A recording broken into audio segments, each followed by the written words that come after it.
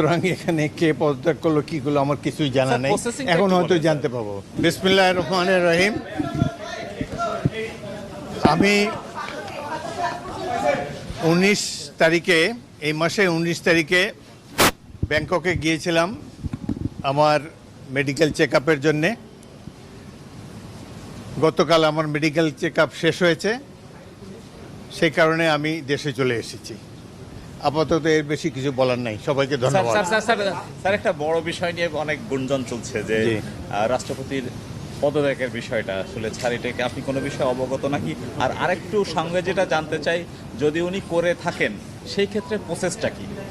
আমি দেশের বাইরে ছিলাম, সুতরাং এখানে কে পদত্যাগ করলো কি করলো আমার কিছুই জানা স্যার, নেই, processing টা এখন একটু হয়তো বলেন। জানতে পাবো। মানে উনি না, যদি জানি না।